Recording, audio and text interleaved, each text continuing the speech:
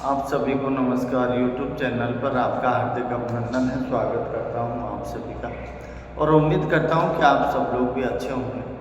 देखिए, हिंदी साहित्य 6th semester Hindi साहित्य का इतिहास जो पेपर चल रहा है, तो आपने फर्स्ट ईयर में जो बुक थी आपकी प्रतिभा की, जिसमें आदिकाल और भक्तिकाल पढ़ा और सेकेंड ईयर में आपने रीतिकाल पढ़ा।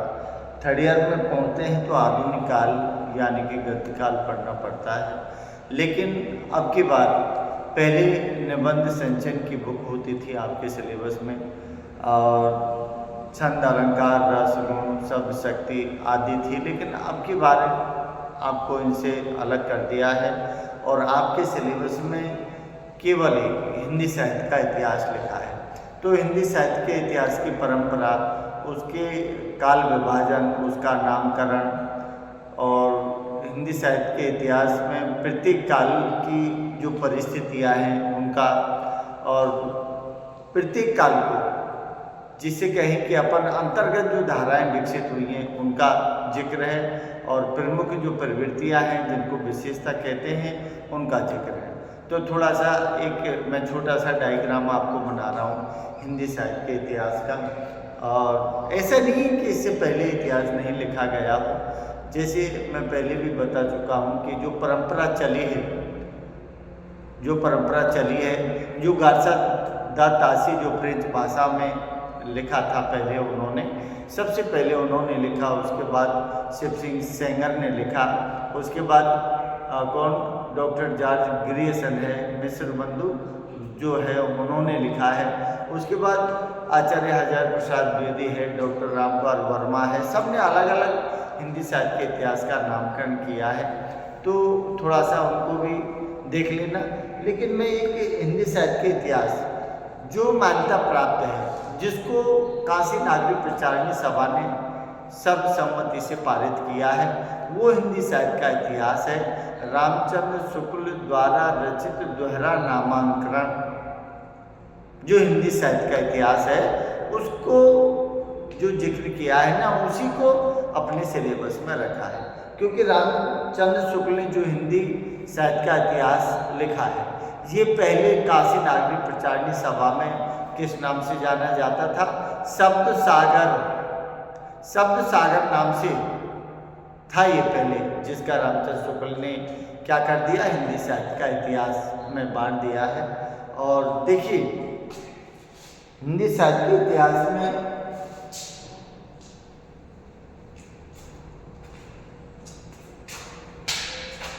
आपको छोटा सा एक टेबल बना देता हूं मैं।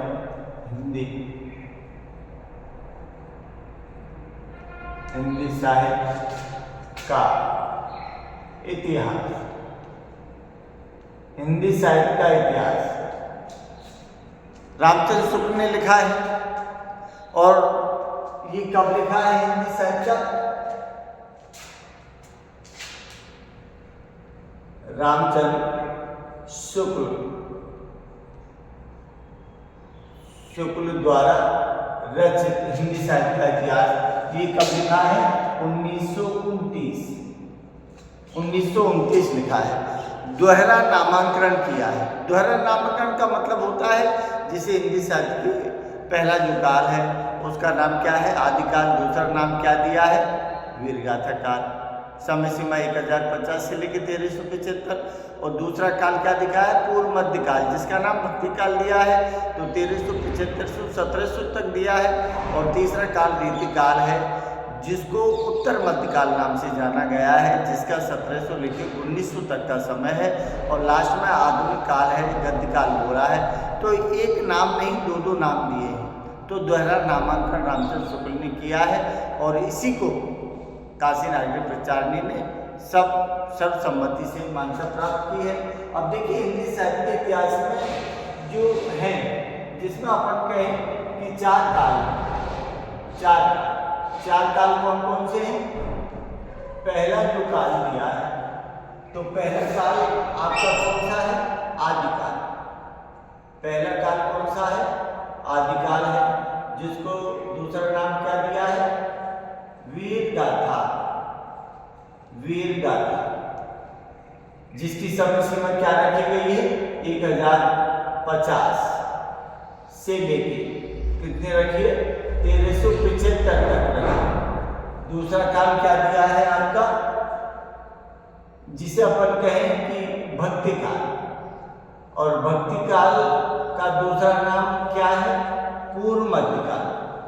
क्या बोला है इसको, पूर्व मध्यकाल। पूर्व मध्यकाल इसकी समय सीमा क्या रखी है 1375 से लेके 1700 तक रखी है। और उसके बाद में तीसरा काल कौन सा है आपका रीतिकाल। रीतिकाल इसको क्या बोला है दूसरे शब्दों में उत्तर मध्यकाल। उत्तर मध्यकाल नाम से जाना गया। इसकी समय सीमा क्या रखी है, इसकी समय सीमा रखी है 1700 से लेके 1900 तक है। और चौथा का जो है आपका वो क्या है गद्यकाल। गद्यकाल जिसको क्या बोला है आधुनिक काल। क्या बोला है आधुनिक काल। आधुनिक काल इसकी समय सीमा क्या रखी है 1900 से लेके 1900 से लेके वर्तमान तक। वर्तमान तक, वर्तमान तक का मतलब कि अब तक चल रही है उसकी समय सीमा 1900 से लेके अब तक। तो ये हिंदी साहित्य के इतिहास का रामचंद्र शुक्ल द्वारा संपादित इतिहास है जो 1929 में लिखा है। तो इसका जो है इसको समझ लेना। अब देखिए हिंदी साहित्य के इतिहास में अलग अलग नामकरण किया है, किसने क्या नाम दिया है ये भी मैं आपको बताऊंगा। अब बात यह है कि आदिकाल जो है, आदिकाल जो है ये इसके अंतर्गत कितनी काम धाराएं विकसित हुई थी, इसके अंतर्गत हुई थी जिसे अपन कहते हैं नाथ काव्य धारा। क्या है सिद्ध काव्य धारा। तीसरी क्या हुई थी जैन काव्य धारा। और क्या हुई रासो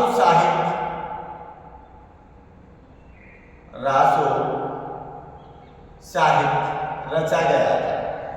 और फुटकर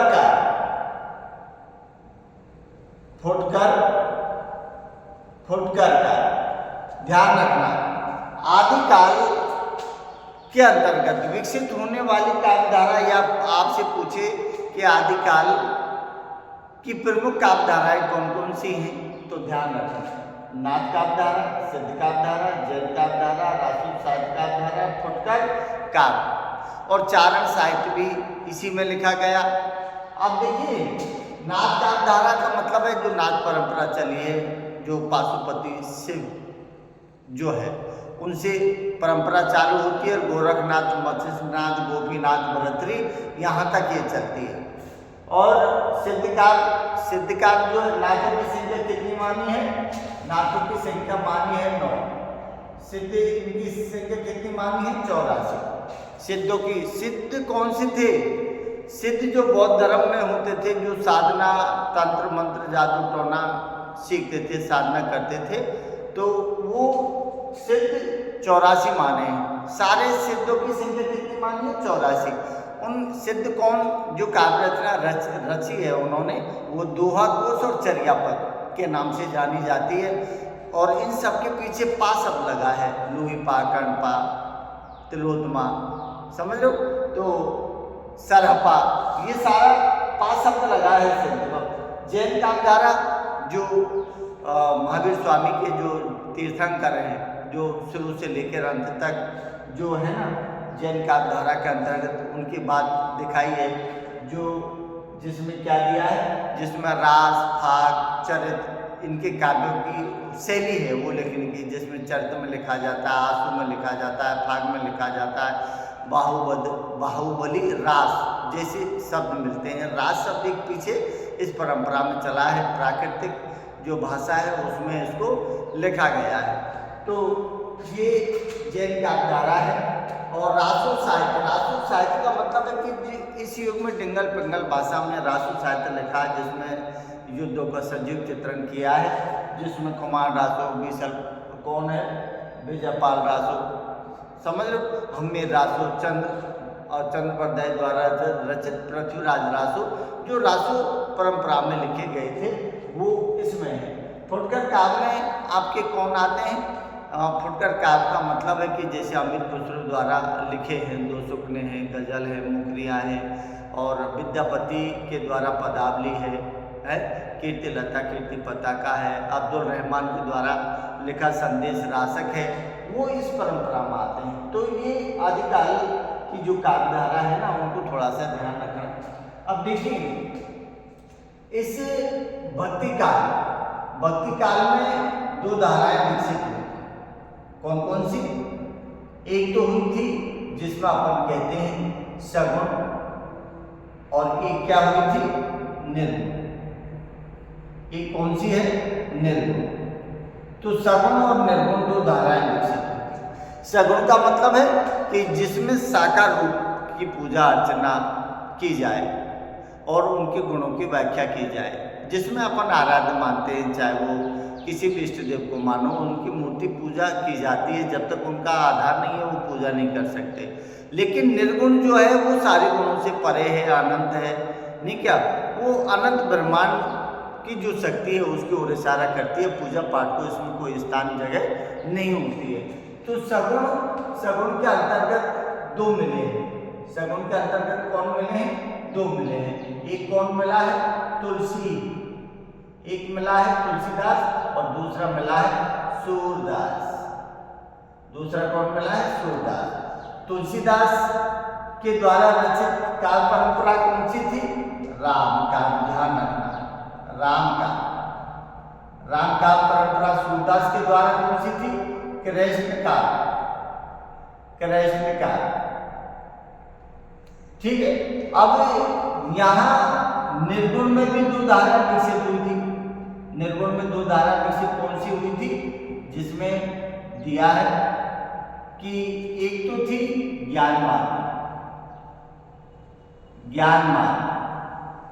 मार्गी कहो, संत मार्गी कहो, और दूसरी थी प्रेम मार्गी। तो ज्ञान मार्गी की कवि कौन है? कबीरदास। ध्यान रखना, कबीरदास। और प्रेम मार्गी के कौन है? मलिक मोहम्मद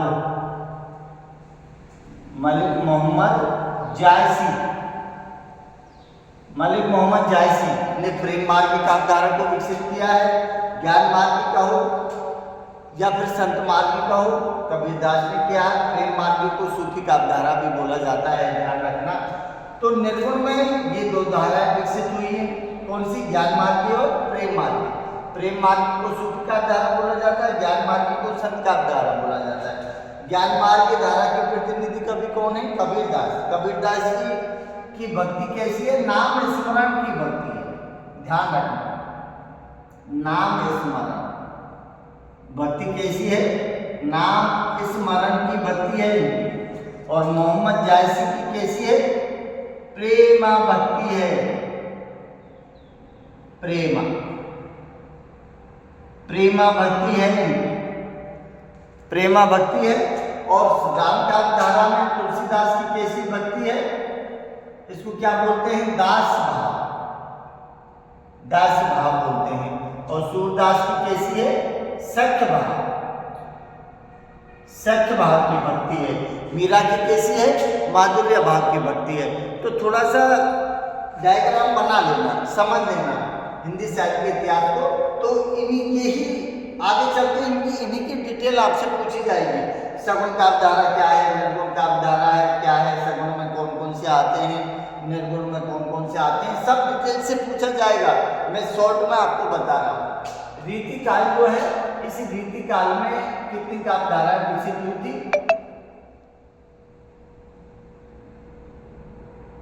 रीतिबद्ध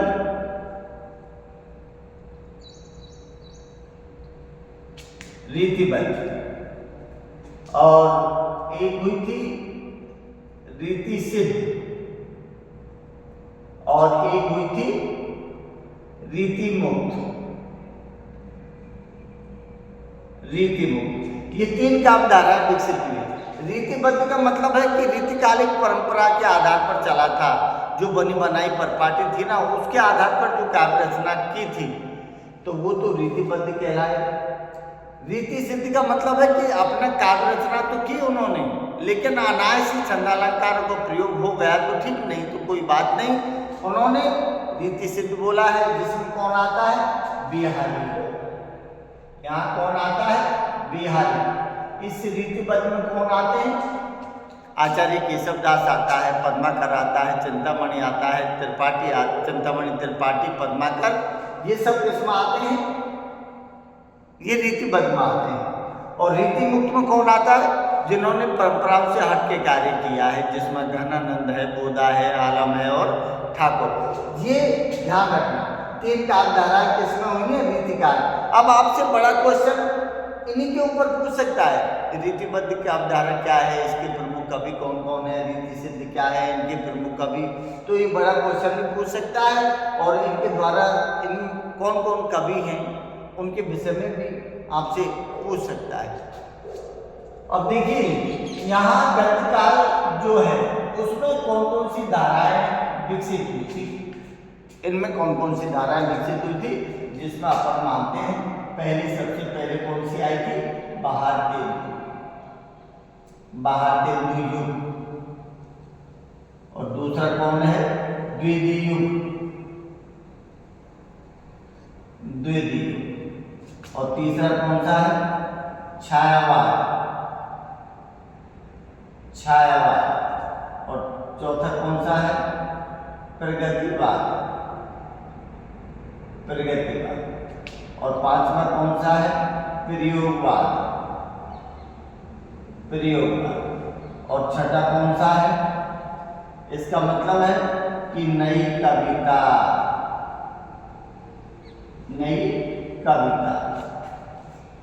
तो आधुनिक काल जो गद्यकाल बोलते हैं अपन, वो सबसे पहले भारतेंदु युग से शुरुआत होता है। भारतेंदु युग का मतलब है 1850 से लेकर 1900 तक चलता है। और द्वितीय युग 1900 से लेके 1920 तक चलता है। छायावाद 1920 से लेके 1936 तक चलता है। और 1936 से लेके 1943 और प्रयोगवाद 1943 से 1954 और 1954 से लेके वर्तमान तक क्या चल रहा है? नई कविता। तो ये डायग्राम है कि कौन कौन सी काव्यधाराएं विकसित हुई। ओनली मैंने ये बताया आपको कि हिंदी साहित्य के इतिहास में चाहे आदिकाल है, चाहे वो भक्तिकाल है, चाहे वो रीतिकाल है, तो प्रत्येक काल के अंतर्गत धाराएं विकसित हुई हैं। तो ये थोड़ा सा ध्यान रखना कि आदिकाल वीरगाथा काल के नाम से जाना जाता है, जिसके समय 1050 से लेकर 1375। इसमें कौन कौन सी काव्यधारा है? नाथ काव्यधारा, सिद्ध काव्यधारा, जैन काव्यधारा, रासो साहित्य काव्यधारा, फुटकर का। फिर मैं अलग अलग इनको बताऊंगा खुल के, क्योंकि ये बहुत ज़्यादा डिटेल से बताएंगे तो समझ बैठती हैं। उसके बाद भक्तिकाल है, जिसकी समय सीमा 1375 से लेकर 1700 तक, जिसमें दो काव्यधाराओं में बटा है, एक सगुण है, एक निर्गुण है। सगुण में कौन कौन सी काव्यधारा विकसित हुई है? राम काव्यधारा, कृष्ण काव्यधारा। राम काव्यधारा के कवि कौन है? तुलसीदास। और कृष्ण काव्यधारा के कवि कौन है? सूरदास। तुलसीदास की भक्ति कैसी है? दास्य भाव की है। सूरदास की भक्ति कैसी है? सख्य भाव की है। निर्गुण में दो काव्यधारा विकसित हुई है, ज्ञान मार्गी और प्रेम मार्गी। प्रेम मार्गी को सूफी काव्यधारा के नाम से जाना जाता है, ज्ञान मार्गी को संत काव्यधारा के नाम से जाना जाता है। ज्ञान मार्गी जो काव्यधारा प्रतिनिधि कवि कौन है? कबीरदास। इनकी भक्ति कैसी है? नाम स्मरण पर बल दिया है। और प्रेम माँ जो भक्ति है, मलिक मोहम्मद जायसी, जिनकी प्रेमा भक्ति है, जिसमें जीवात्मा और परमात्मा के माध्यम जो प्रेम है, उस प्रेम के माध्यम से आत्मा परमात्मा को मिलती है, उसी तरह से उन्होंने जिक्र किया है। तो ये भक्ति काल का डायग्राम है, थोड़ा सा समझ लेना। और रीति काल भी 3 कालधाराओं में बटा है, रीतिबद्ध, रीति सिद्ध और रीति मुक्त। रीतिबद्ध का मतलब है जो बनी बनाई परिपाटी के अनुसार जो काव्य रचना की है वो रीतिबद्ध में है। केशवदास, चिंतामणि त्रिपाठी, समझ लो, पद्माकर, भूषण, ये सब इसमें आते हैं। और रीति सिद्ध का मतलब है कि साधना उन्होंने की है, साधना साहित्य तो सिद्ध किया है उन्होंने, लेकिन अनायास आ गया तो ठीक नहीं, जानबूझ के उन्होंने ऐसा नहीं किया। तो बीच का मार्ग ये बिहारी पजनेश वगैरह आते हैं इसमें। और रीति मुक्त का मतलब है कि जो परंपराओं से पूरी तरह से मुक्त रखी गई है, जिसमें घनानंद, बोधा, आलम ठाकुर, ये सब इसमें आते हैं। तो पूरा डिटेल है आपके पास पढ़ने के लिए। और गद्यकाल जो विकसित हुआ है वो 6 कालों में, 6 काव्यधाराओं में विकसित हुआ है, जिसमें सबसे पहले भारतीय युग आता है 1850 से लेकर 1900 तक। और द्वितीय युग चलता है 1920 से लेके 1900 से लेकर 1920 तक, क्योंकि 1903 में जो द्विवेदी जी है, महावीर प्रसाद द्विवेदी, इन्होंने सरस्वती नामक पत्रिका की संपादन का कार्य संभाला, 1920 तक रहे थे। अच्छा योगदान रहा था। जो सरस्वती नामक जो पत्रिका ज़्यादातर वो यही छापने का काम करते थे। छायावाद चालू हुआ है 1920 से लेकर 1936 तक चला है। और प्रगतिवाद 1936 से लेकर 1900 कितना है 43 तक चला है। और प्रयोगवाद अज्ञे द्वारा प्रथम 4 सप्तक जो चले हैं वो प्रयोगवाद और नई कविता के जनक भी कहे जाते हैं अज्ञे जी। तो प्रयोगवाद 1943 से लेकर 1954 तक चला है। और नई कविता 1954 से वर्तमान तक नए नए नामों से जानी जाती है। कहानी है, समकालीन कहानी है, या फिर समकालीन कविता है, आधुनिक काल, ये सब विकसित हुआ है। तो एक संक्षिप्त रूप में हिंदी साहित्य का इतिहास रामचंद्र शुक्ल द्वारा जो संपादित किया, उसका शॉर्ट डायग्राम मैंने आपको दिया है। BA 3rd ईयर 6 सेमेस्टर के लिए है ये। तो थोड़ा सा इनको समझ लेना। फिर मैं अलग अलग इनका काल विभाजन, इनकी प्रमुख काव्यधाराएं कौन कौन ने क्या लिखा वो मैं आपको डालूंगा। नमस्कार।